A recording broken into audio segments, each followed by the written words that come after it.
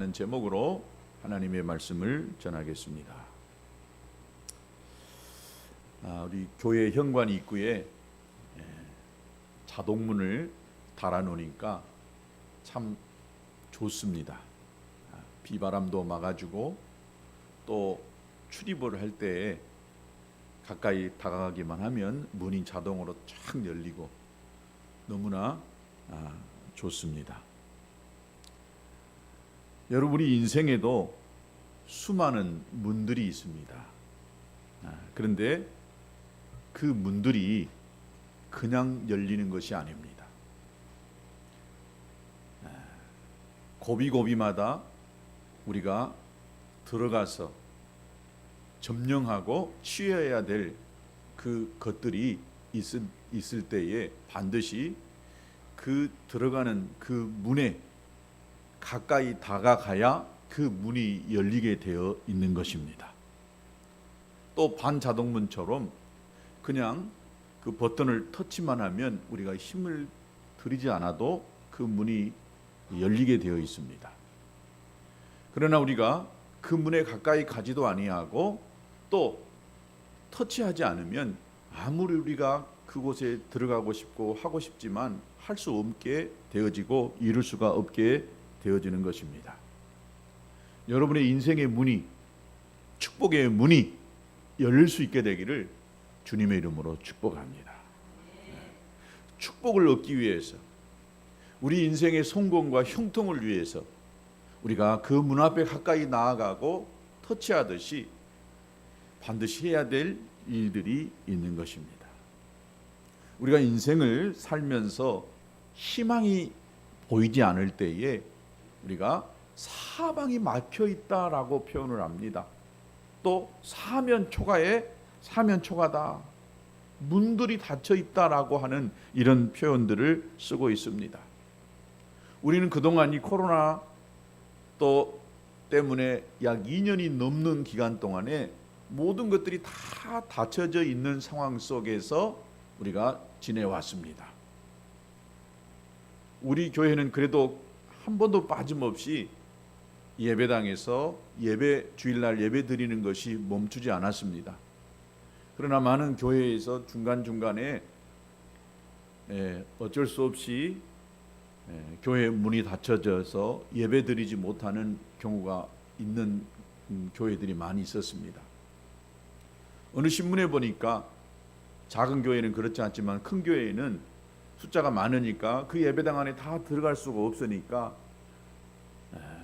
교인들이 미리 추첨을 해서 또 구역별로 이렇게 교회에 올 수 있도록 한 것을 보았습니다.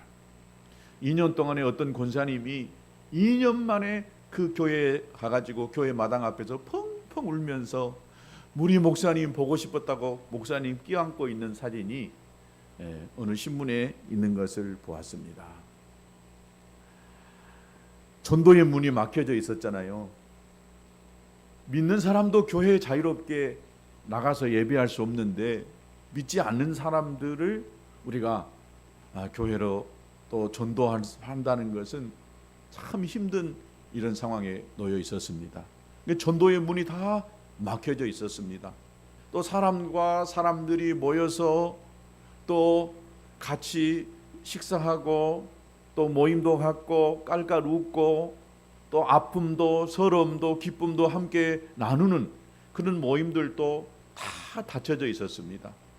모든 것들이 다 닫혀져 있었던 이런 상황 속에 우리가 놓여 있었습니다. 아마 이것이 2년이 아니라 5년, 10년 아니 평생 우리의 인생 속에 산다라고 한다면 우리 인생들은 모두 다 메말라 비틀어진 인생들이 되고 말 것입니다. 이제 큰 회사에서도 또 이렇게 사무실에 직접 출근하지 아니하고 일할 수 있는 그런 재택근무했던 그런 분들도 이제 거의 대부분 많은 회사들이 다시 사무실에 나와서 근무할 수 있는 환경들로 바뀌어가고 있는데, 근데 직원들이 왜 우리가 집에서도 근무할 수 있는데 굳이 사무실에 오라고 그러느냐 라고 하는 그런 퍼센트가 많습니다. 서울이나 저쪽 경기도에서는 출퇴근하는 시간들이 2시간, 3시간 이렇게 회사에 나가는 그런 에너지를 소비해야 되는데 굳이 회사에 나가서 일해야 되느냐? 그래서 재택근무하고 싶다라고 하는 그런 분들도 있다는 말을 들었습니다. 이 코로나가 많은 것들을 변화를 가져오게 했습니다. 우리의 생각도 우리의 삶의 스타일도 많이 바꿔져 버렸습니다.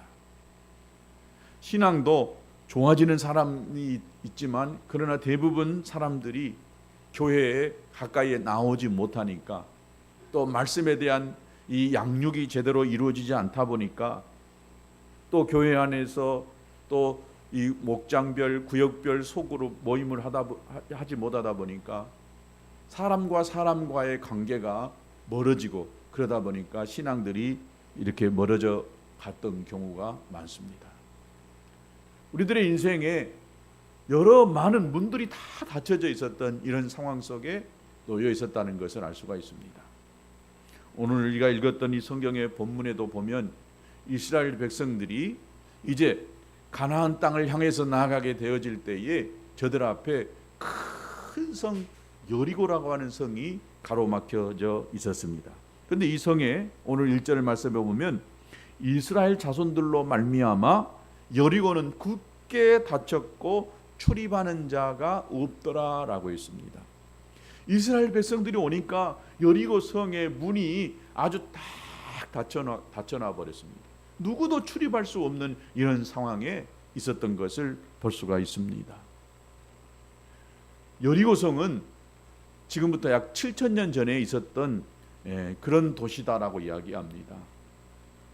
지금도 그 성의 터가 일부 남아 있습니다.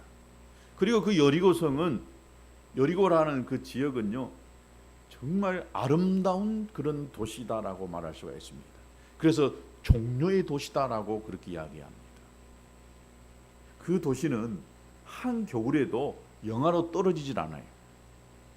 그 사막이지만 그곳에는 물이 조금 있다 보니까 그 지역만 유일하게 종려나무나 큰 나무들이 있는 것을 볼 수가 있습니다. 그런데 이스라엘 백성들이 가나안 땅을 들어가기 위해서는 반드시 이 여리고라는 성을 통과해야만 합니다. 그런데 이 여리고 성에 얼마나 높이 이렇게 쌓여져 있는지 지금으로 보면 별거 높이지 않아요. 그런데 그 당시에 보면 높이가 7m였어요. 그리고 그 성의 두께가 6m입니다. 이 벽은 또 외벽이 있고 내벽이 있어요. 그러니까 웬만해 가지고는 그 성 벽을 허물어뜨리거나 또 성을 이렇게 타고 올라가서 그 성을 점령한다는 것은 매우 어렵습니다. 또한 이 망루가 있었는데 이 망루에 올라가 보면 시야가 적어도 몇 킬로 정도로 이렇게 훤히 다 보일 수 있는 망루가 곳곳에 있어요. 그러니까 저기 여리고 성을 점령한다는 것은 너무 어려운 그런 상황에 놓여 있는 초롱성과 같은 성이 여리고 성이었다라고 볼 수가 있습니다. 요즘으로 말하면 최첨단 방어 시설로 갖추어진 아주 초롱성이 여리고성이었습니다. 여리고성이 얼마나 견고한 성이었는지 성경에도 몇 군데 이야기하고 있는데 이제 이스라엘 백성들이 여리고성을 가나안 땅을 점령하기 위해서 12명의 정탐꾼들을 보냈어요. 근데 12명의 정탐꾼들이 쭉 돌아보고 와서 보고를 하는데 여리고성에 이렇게 보고합니다. 민수기 13장 28절에 그러나 그 땅 거민은 강하고 또 성읍은 견고하고 힘이 클 뿐이 아니라 거기에 아낙 자손을 보았다. 아낙 자손은 거인족이었어요. 이 성도 어마어마하게 크고 아주 견고하고 거기에는 큰 사람들이 있다라고 했습니다. 또 더 자세하게는 신명기 1장 28절에 기록되어 있습니다. 우리가 어디로 갈꼬?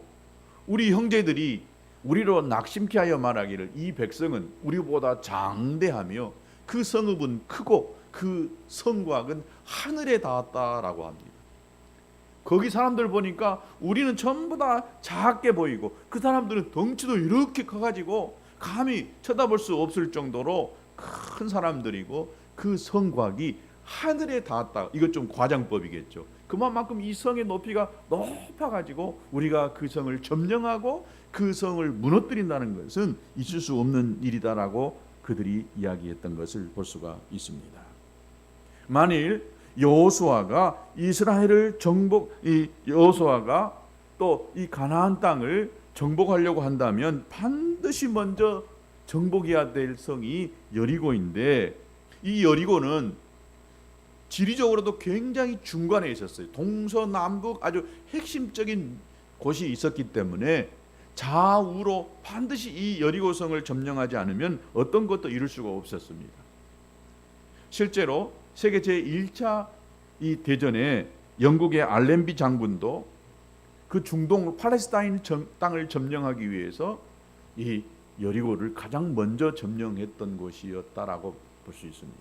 이 알렌비 장군이 그 중동 팔레스타인을 점령할 때에 여호수아에 나와 있는 이 장면을 생각하고 그 땅을 점령했다라고 하는 그런 이야기도 있습니다.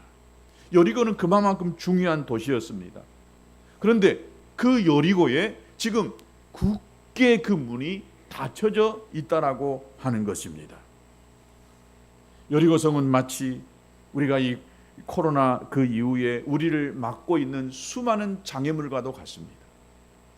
또 저와 여러분의 인생들에게 앞에 놓여 있는 수많은 장애물과도 같은 것이 바로 이 여리고성이다라고 볼 수가 있습니다.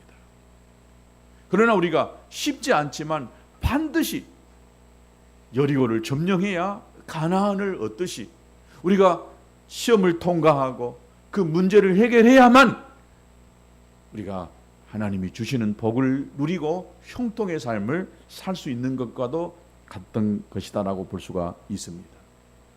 여러분 앞에 굳게 닫혀져 있는 이 여리고가 무엇입니까? 여러분이 넘어야 될 그 여리고는 무엇입니까? 무엇이 여러분을 낙심하게 하고 무엇이 여러분을 하나님의 주신 복을 받지 못하게 하는 것입니까? 그것을 허물어뜨리고 그 문을 통과해서 하나님이 주시는 복을 저와 여러분이 받을 수 있게 되기를 주님의 이름으로 축복합니다. 이러기 위해서는 먼저 우리가 기억해야 될 것이 2절에 보면 여호와께서 여호수아에게 이르시되 보라 내가 여리고와 그 왕과 용사들을 네 손에 넘겨주었다라고 합니다. 여리고라는 그 성을 점령하기 전에 가장 먼저 우리가 기억해야 될 것이 뭐였느냐? 은혜였습니다. 또 하나님이 여리고 성을 점령도 안 했는데 뭐라 했어요? 내가 네 손에 넘겨주었다라고 이렇게 하나님이 말씀하고 있는 것입니다. 하나님은 여리고를 이미 여호수아에게 이스라엘 백성들에게 주었다라고 이렇게 선언하고 있는 것입니다. 중요한 말이 오늘 본문 2절에 봐보세요. 내가라고 했어요. 내가가 누구예요? 하나님이 이미 너에게 주었다라고 이렇게 말씀하고 있는 것입니다. 싸움도 하지 않았어요. 점령도 하지 않았어요. 그런데 하나님이 이미 너에게 주었다라고 이렇게 말하고 있는 것입니다. 하나님이 가나안을 이미 이스라엘에게 주었다라고 하는 약속은 그동안에 수없이 많이 하나님이 지난 38년 동안 되풀이해 오셨어요. 갈대아 우르를 떠난 지 또 얼마 안 된 아브라함에게도 하나님이 오래전에 그 믿음의 조상이었던 아브라함에게도 하나님이 뭐라고 했느냐? 내가 이 땅을 너와 내 자손에게 주리라! 라고 이렇게 하나님이 말씀했습니다. 큰 소리 치니까 열리잖아요. 나오잖아. 그 다음에 야곱에게, 하란으로 떠나는 야곱에게 베델에서 하나님이 너 누운 이 땅을 내가 너와 네 자손에게 줄 것이다 라고 했습니다. 지금 이 땅이 어디냐? 이스라엘이 살아야 될 가나안 땅이었습니다. 그러니까 하나님은요 오래전에 1000년 전에 이미 하나님이 그 조상에게 약속한 땅을 다시 이스라엘 자손들에게 주시겠다라고 약속을 하고 이미 주었다는 거예요. 또 애굽에서 모세에게 내가 내게 젖과 꿀이 흐르는 땅을 주리라 라고 말씀했어요. 그리고 여호수아에게도 뭐라 했느냐? 네가 발로 밟는 모든 땅을 다 내게 주었노라 라고 이렇게 말했습니다. 하나님이 주리라 이미 주었다라고 했다라고 한다면 여러분 그 속에 속한 가나안의 모든 땅, 그 중에 여리고라고 하는 그 땅도 이미 하나님이 여호수아에게 이스라엘 백성들에게 주었던 것입니다. 현실은 저들 앞에 엄청난 큰 성이 있고 문은 굳게 닫혀져 있지만, 그러나 믿음의 눈으로 보면 이스라엘은 이미 그 여리고성을 점령했던 것입니다. 하나님이 약속하셨으면 그 약속은요 틀림없는 것입니다. 사람도요 웬만하면 반드시 그 약속을 지킵니다. 웬만한 사람이라고 한다면 약속했으면은요 반드시 지켜요. 그런데 하물며 전능하신 하나님이 한 번 말하는 것을 행하지 않겠습니까? 여러분 신앙의 원리는 이렇습니다. 하나님의 약속이 우리의 믿음보다 크다는 거예요. 우리의 믿음이 크면 얼마나 크겠어요. 근데 하나님의 약속은요 우리가 가지고 있는 이 믿음보다 훨씬 더 크다는 거예요. 그래서 하나님이 너에게 겨자씨만한 아주 작은 믿음만 있어도요 이 산을 들어 명하여 바다에 던져줄 수 있다라고 했어요. 그러니까 우리의 믿음이 아주 하나님의 약속에 비하면 아주 작은 것입니다. 또 하나님의 은혜가요 우리가 노력하는 그 노력보다는 엄청나게 크다는 사실입니다. 돌이켜보면 정말 하는 것 없지만은 하나님이 주신 것이요 얼마나 큰지 몰라요. 또 하나님의 응답이요 우리의 기도보다 커요. 우리는 기도 조그만 것 같지만 미처 그 기도까지 하지 않았지만은요 하나님은 이 모든 것을 다 아시고 응답하시는 하나님이신 줄로 믿습니다. 자녀들이 또 아이들이요 조금만 이쁜 짓 하면은 막 주고 싶은 거예요. 이게 부모의 마음이고 어른들의 마음이거든요. 하나님도 우리가 무엇을 하기보다도 막 기도 많이 하는 것도 하지만은 기도하려고 하는 그 마음을 보시고 하나님이 우리의 기도를 응답하시는 줄로 믿습니다. 아이고 하나님 기도해도 안 되던데요. 해도 안 됩니다. 이건 내 생각입니다. 근데 하나님은요 합력하여 선을 이루시고 우리의 기도하는 것을 반드시 들으시고 가장 최선의 길로 인도하시는 줄로 믿습니다. 그 과정이 좀 힘들고 어려울 수도 있고 내 때 응답이 안 돼서 내가 절망하고 낙심할 수도 있습니다. 그러나 여러분 절대 내 수준에서 판단하지 마시고 모든 걸 결정하지 마세요. 하나님께 내어 맡기고 하나님의 약속을 받으시기 바랍니다. 가장 먼저 하나님의 약속이 먼저 필요한 줄로 믿습니다. 하나님은 이스라엘에게 이렇게 수없이 아브라함부터 시작해가지고 여호수아에까지 그 가나안 땅을 주겠다라고 이미 약속했잖아요. 그리고 막상 여호수아가 이스라엘 백성들이 이끌고 지금 여리고성 앞에 딱 막다뜨려 버리니까요 얼마나 위협감이 느끼고 당황스럽겠어요. 하나님이 말씀했지만은 눈앞에 놓여 있는 현실은 여리고라고 하는 엄청난 성이 가로막혀 있었어요. 절망스러웠을 거 아니에요. 아 이러다가 우리가 다 죽겠구나. 여리고 성도 엄청나고 저 안에 사는 그 사람도 어마어마한데 우리가 어떻게 이 성을 무너뜨리고 저 안에 있는 사람들을 점령해서 우리가 몰아내서 우리가 그 땅에서 살 수 있단 말인가 라고 하는 이 생각이 들 것입니다. 여러분 이 생각 속에 갇혀 있다 보면 하나님의 약속은 온데간데 없어져요. 그러나 눈앞에 보이는 현실은 있었지만 약속이 있었다라고 한다면 그 약속이 우리에게 주어졌다라고 한다면 그 약속을 붙들고 기다려보면 됩니다. 오늘 어떻게 이루어졌는지 한번 보십시오. 여리고의 성문이 여는 이 첫 번째 원리가 뭐라고요? 은혜였다는 거예요. 은혜는 선물이잖아요. 값없이 주는 거예요. 회사에서도 그냥 돈 주지 않잖아요. 나가서 열심히 일해야 돈 받잖아요. 그런데 내가 일한 것보다도 더 주는 것, 또 회사가 돈을 많이 벌어가지고요 주는 것이 있잖아요. 뭐예요? 특별 보너스가 주잖아요. 보너스는 보너스 그야말로 은혜가 뭐예요? 내가 한 만큼 받은 것은 은혜가 아니에요. 나는 조금 했는데 하나님이요 팍 주는 것이 은혜예요. 하나님이 이런 은혜를 주시는 줄로 믿습니다. 여리고성은 이스라엘 백성들이 도저히 할 수 없는 거였어요. 넘을 수 없는 거였어요. 그러나 점령하고 무너뜨렸어요. 이것이 은혜입니다. 어떤 목사님이 어머니가 돌아가셨어요. 큰 낙심하고 힘든 거예요. 목사님 힘드시죠? 얼마나 괴로우세요? 그러니까 그 목사님이 이렇게 이야기합니다. 어머니가 돌아가셔서 제일 힘든 것은 내가 이 세상에서 더 이상 실수할 사람이 없다라고 하는 것이 너무 힘듭니다 라고 이야기합니다. 이 말을 잘 되새겨 보면 여러분도 아마 공감이 될 것입니다. 그러니까 이 세상에서 유일하게 실수해도 될 사람이 어머니였다는 거예요. 더군다나 목사님이셨으니까 얼마나 조심스러웠겠어요. 부담스러웠겠어요.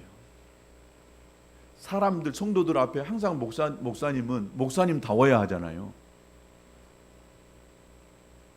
제가 믿지 않은 사람들하고도 가끔 운동하다 보면은 평상시에는 말 안 하는데 결정적인 순간에 목사가 그런다고 분리하면 항상 목사가 그런다고 그래요. 목사님 자도 안 붙이고 목사가 그런다고 그래요. 그러니까 항상 조심스러워요. 누가 제가 목사인 줄 알면은 말도 함부로 할 수 없죠. 옷도요 함부로 입고 그냥 다닐 수도 없어요. 조심스러운 것입니다. 그런데 어머니 앞에 가면 목사 이기고 싶지 않거든요. 이 목사님도 그랬던 것 같아요. 그래서 어머니 앞에 가면 넥타이도 풀고 그냥 마음대로 자유로워지는 사람이었는데 그 어머니가 돌아가셔서 더 이상 내가 실수해도 될 사람이 이 세상에 아무도 없다는 거예요.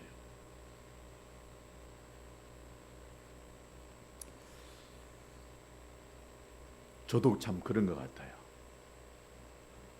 저는 낮잠을 잘 안 잡니다. 뒹굴뒹굴 안 하는 스타일입니다. 근데 1년에 한두 번이나 갈까 말까요, 우리 어머니 집에. 특별히 명절에나 가서 좀 시간 보내고 오지. 그리고는 내가 본 게 별로 가본 적이 없는 것 같아요. 같이 이렇게 살아도. 근데 이상하게요, 우리 어머니 집에 가면은 다 누워지고 또 잠도 그렇게 잘 와요. 며느리들이 친정어머니 집에, 친정집에 가면은 그렇게 편하다고 그러죠. 나를 받아주고 내가 뭔 말이라도 다 받아줄 수 있는 사람이 친정엄마이기 때문에, 그래서 친정집에 가면 마음이 편하다라고 그렇게 이야기합니다. 여러분, 부모에게 실수하라고 하는 말이 아닙니다. 또 실수해서는 안 되겠죠. 그러나 여러분, 어떤 관계가 진짜 좋은 관계인 줄 아세요? 실수해도 괜찮을 관계가 진짜 좋은 관계입니다. 집에서 유일하게 옷 벗고 또 사는 사람들이 누구예요? 부부입니다. 누구에게도 옷 벗는 것이 불편하고 창피스럽고 힘들어요. 그러나 부부에는 자기 치부가 다 드러나도 부끄럽지 않는 것이 부부입니다. 남들에게 그것이 큰 실수이고 수치인데도 부부에게는 수치가 아닙니다. 창세기 2장 25절에 아담과 그의 아내 두 사람이 벌거벗었으나 부끄러워하지 아니하니라 라고 했습니다. 부부는 벗었어도요 부끄럽지 않아요. 이것이 부부입니다. 여러분, 어떤 가정이 좋은 가정인지 아십니까? 가족들의 실수를 품어줄 수 있는 가정, 그것이 좋은 가정인 줄로 믿습니다. 실수에도 덮어주고 또 용납해주는 이 가정이 여러분 진짜 좋은 가정인 줄로 믿습니다. 여러분의 가정이 이런 가정이 될 수 있게 되기를 축복합니다. 어떤 교회가 좋은 교회입니까? 실수한 사람들이 죄책감을 느끼지 않도록 하는 그 교회가 진짜 좋은 교회입니다.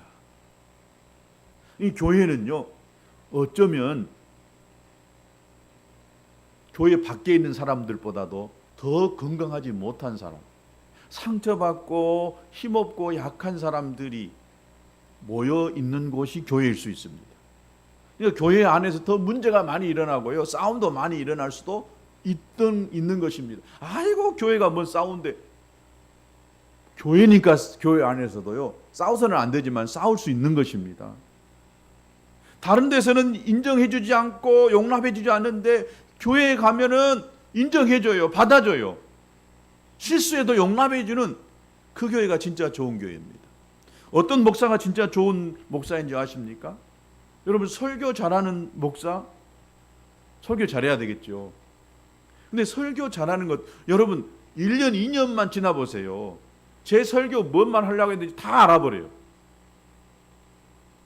그러나 삶이, 목회자의 삶이 뒷받침되어지지 않으면, 또 성도들의 실수를 품어주지 않으면 절대 좋은 목사가 될 수가 없어요. 별말을 하고 아무리 여기서 말로 여러분에게 위로하고 격려를 한다 할지라도 실제로 내가 강단 밑에 내려가서 여러분들에게 맨 나무라고 질책하고 이랬냐 저랬느냐 하면은요, 교회 오고 싶겠어요? 지난주에 교회 안 오셨어요. 왜 집사님 지난주에 교회 안 오셨어요? 안 와서 안 좋은데 또 목사님이 그렇게 해보세요. 그러면은 올라가도 아이고 못 오겠다 생각이 들어요. 자기도 실수한지 아는데 그것을 또 실수했다라고 잘못했다고 지적해버리면 사람들은요, 싫어하게 돼 있는 것입니다. 그래서 알면서도, 또 실수한지 알면서도 덮어주고 또 모른 척 해주고 그렇게 해야 되는 거예요. 그러니까 목회자는, 사모는 이 마음이요, 좀 바다같이 넓지 않으면 스트레스 쌓여요. 성경에 보면 바리새인들이 하는 주로 일이 있었습니다. 이 사람들은 율법에 탁월한 사람들이었어요. 또 율법대로 산다고 자부한 사람들이었어요. 근데 이 사람들은 하는 일이 남의 실수를 자꾸 엿보는 것이. 누가복음 6장 7절에 보니까 서기관과 바리새인들이 예수를 고발할 증거를 찾으려 하여 안식일에 병을 고치는가 엿봤어요. 예수를 고발하려고 보자, 어디 보자, 안식일에는 아무것도 안 해야 되는데, 그런데 예수님이 병을 고친다는 소리가 들려요. 그래서 안식일에 병을 고치는가 보자 하고 여쭈고 있는 거예요. 또 누가복음 14장 1절에도 안식일에 예수께서 한 바리새인 지도자의 집에 떡 잡수시러 들어가시니 그들이 엿보고 있더니 라고 했어요. 어떤 시어머니가 좋은 시어머니예요? 며느리 뭐 한가 보자 하고 감시하는 시어머니 절대 좋은 시어머니 아니에요.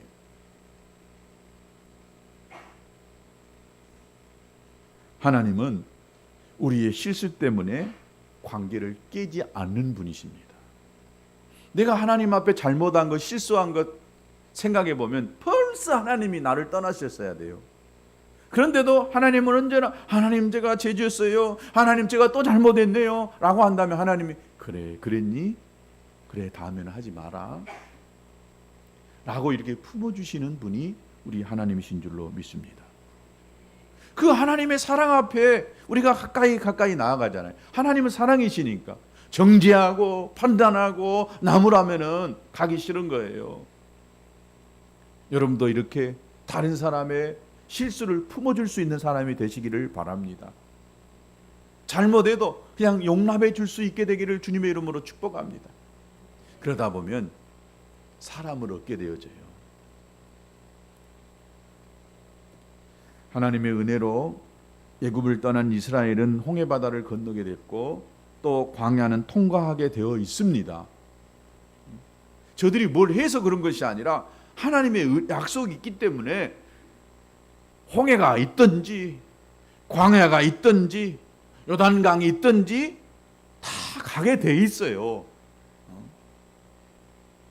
또 여리고가 있든지 여리고는 정복하게 되어 있는 거예요. 왜? 하나님이 이미 약속했기 때문에. 그러나 이스라엘 백성들이 홍해바다를 만났을 때에 얼마나 두려웠겠어요. 뒤에서는 애굽의 군사들이 쫓아오지, 앞에는 건너야 될 그 홍해 바다가 딱 가로막혀 있어요. 얼마나 두려웠겠어요. 근데 어떻게 됐어요? 하나님이 모세에게 결정적인 순간에 지팡이를 향하여 이 홍해 바다를 향해서 내리칠 때에 홍해 바다가 갈라져 버렸잖아요. 두려워 떨고 어떻게 살지, 못 먹고 살지, 광야에서는 농사 지을 수도 없고 아무것도 할 수 없어요. 오직 하는 일이라고 하는 것은 저들이요, 천막 쳐놓고 하늘 바라보면서 구름이 오늘은 떴나, 구름이 움직인가 보기만 하는 것이 이스라엘 백성들이 40년 동안 광야에서 하는 일이었어요. 아무것도 없었어요, 하는 일이라고는. 그러면 아침에 나가보면, 새벽에 나가보면 이미 하늘에서요 만나가 떨어져 있는 거예요. 만나만 먹으니까 하나님 우리도 고기 좀 먹게 해주세요. 그러니까 하나님이 또 저녁에는 이 메추라기가 떨어져서 먹게 했습니다. 40년 동안 아무것도 하지 않았는데도 저들이 굶어서 또 물이 없어서 목말라 죽게 하나님이 하지 않으셨어요. 그러나 이스라엘 백성들은 목마를 때 물이 없다고 원망하고, 또 고기 먹고 싶다고 원망하고, 모세가 또 시내에서 안 내려온다고 또 원망해요. 저들이 하는 것은 순 원망이었습니다. 이미 하나님은 저들에게 다 가나안을 예비해 놓으셨어요. 굳게 닫힌 여리고문을 열 수 있는 첫 번째는 하나님이 약속이고 은혜였습니다만은 두 번째가 뭐였느냐? 순종이었습니다. 순종. 다 같이 순종. 순종. 하나님이 주신 약속을 굳게 믿고 여리고 앞에 다가선 백성들에게 하나님이 명령해요. 그런 상황 속에서 하나님이 명령합니다. 3절입니다. 너는, 너희 모든 군사는 그 성을 둘러 성 주위를 매일 한 번씩 돌되 엿새 동안을 그리하라 라고 했습니다. 이제 하나님이 명령을 딱 내립니다. 여러분, 이 명령을 보면은 정말 우스운 명령이에요. 인간적으로 생각해 보면 정말 별 볼 일 없는 명령이에요. 완전 무장한 여리고에 대하여 이스라엘 백성들이 취해야 될 작전으로서는 너무 실망한 작전이었어요. 좀 특공대를 조직해 가지고 밤에 몰래 들어가 가지고 문을 따고 그리고 들어가라 라고 하는 이런 명령을 내리든지, 뭔가 좀 특별한 명령을 내려야 되는데 그렇지 아니하고 매일같이 그 성을 한 바퀴씩 도라고 하는 거예요. 너무 실망스러운 명령이었습니다. 하루에 한 바퀴씩 돌고, 그리고 마지막 날에는 7바퀴를 돌고 크게 나팔이 부르라라고 이렇게 이야기합니다. 여러분, 그런데 이스라엘 백성들이 어떻게 했어요? 순종했습니다. 순종했습니다. 하나님의 관점은 지금 여리고가 문제가 아니라 뭘 보고 있어요? 하나님의 말씀에 이스라엘 백성들이 순종하는가 안 하는가, 이걸 보고 있는 거예요. 여리고는요, 하나님이 눈 한번 깜빡하면은요 쓰러질 수밖에 없어요. 아무리 크고 높이가 하늘을 닿을 정도로 높은 성이었다 할지라도 하나님이 눈 한번 깜짝하면 쓰러질 수밖에 없는 성이었어요. 천지를 창조하신 그분이 그거 하나 못 무너뜨리겠어요? 그런데 진짜 무너지기 어려운 것이 뭔지 아세요? 사람의 마음입니다. 사람의 마음 잘 못 무너뜨려요. 딱 한 번 딱 이 초롱성 같이 마음을 굳게 닫아버리면 이 문이 잘 안 열려요. 하나님이 아무리 밖에서 똑똑똑똑 내가 너와 함께 먹고 나는 너와 함께 살고 싶다, 문 좀 열어다오, 나를 영접해라 라고 하지만 사람들은 문을 안 열어요. 얼마나 굳게 닫힙니까? 아이고 예수 안 믿어, 나 안 믿어. 문을 꽉 닫고 있어요. 이것이 여리고보다 무너뜨리기 어려운 사람의 마음인 줄로 믿습니다. 사람 속에 있는 이 불순종을 무너뜨리는 것이요 가장 힘든 거예요. 그런데 이스라엘 백성들은 어떻게 했습니까? 순종했습니다. 성을 돌아라 하니까 돌았어요. 7번 돌아라 하니까 7번 돌았어요. 그리고 소리 지르라 하니까 소리 질렀어요. 여러분, 우리 신앙의 문제는 뭐예요? 순종입니다. 순종. 우리가 순종하면 하나님은 일하십니다. 순종하는가 안 하는가를 보고 있는 거예요. 지금 7일 동안 이스라엘 백성들이 어떻게 그 말씀대로 하는가 지금 지켜보고 있는 거예요. 그러니까 하나님이 우리에게 그냥 복을 주시는 것이 아니에요. 순종하는가 안 하는가 보시고 순종할 때 하나님이 복을 주시는 줄로 믿습니다.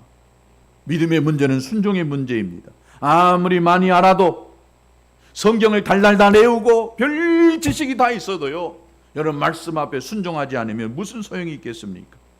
긴 말보다도 단순한 순종이 기적을 만듭니다.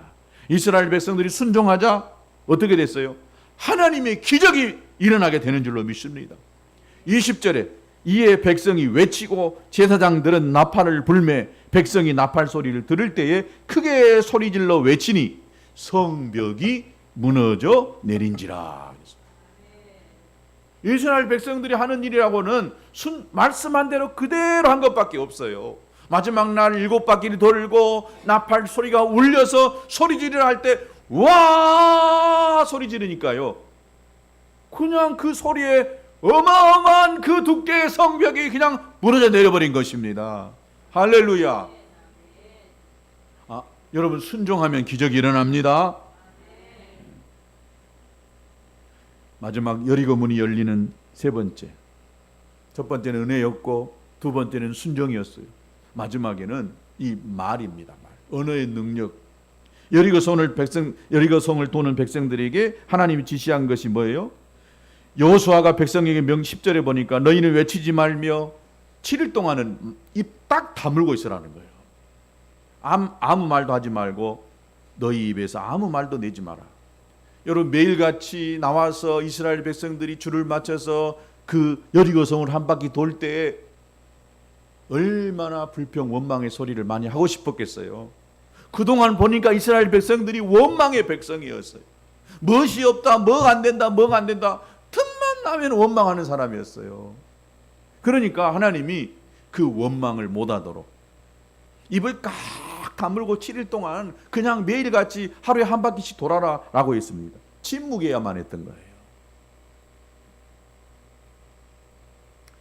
근데 침묵보다 더 나은 것이 있습니다. 믿음의 말입니다.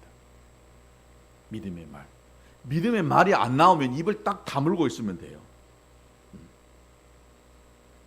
성을 돌면서 말은 하지 않는 대신에 제사장이 양각 나팔을 높이 불었습니다. 그때 백성들도 큰 소리로 함성을 질렀어요. 뭐라고 소리 질렀을까요? 성경에는 안 나와 있어요. 저들의 소원이 뭐겠어요? 성문이 열리는 거였어요.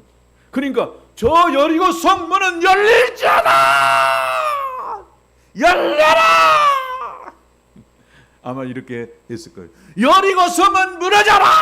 하고 소리 질렀어요.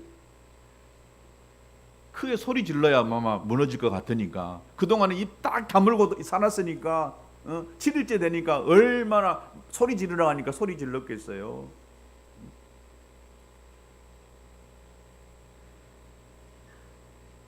여러분 믿음의 말, 믿음의 선포가 이렇게 중요합니다. 말을 하지 말고 가만히 있다가 여러분 안에 이 믿음의 말을 하고 싶으면 그때 믿음의 말을 선포하세요. 치료될지어다. 그 병은 나을지어다. 라고 이렇게 여러분 우리 주보에 있잖아요. 여기 이 말, 여기 하나님의 자녀의 권세의 회복과 누림 있을지어다. 하나님이 말씀하니까요. 그대로 되어졌어요.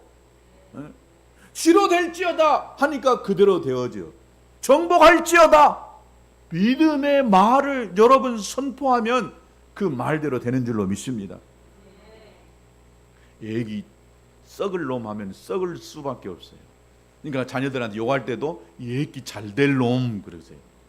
따라서 애기 잘 될 놈. 연습이 좀 필요합니다. 아이고 죽겠네 하면 진짜 죽어요. 뭐하러 그 죽었다게요? 살라고 하면서도 아이고 살겠네. 다 같이 아이고 살겠네. 우리는요 조금만 힘들면 아이고 죽겠네, 아이고 죽겠네. 돌아가시려고 하지도 않으면서도 꼭 그런단 말이에요. 특별히 나이 드신 분들. 다 같이 아이고 살겠네. 이것이 믿음의 말입니다.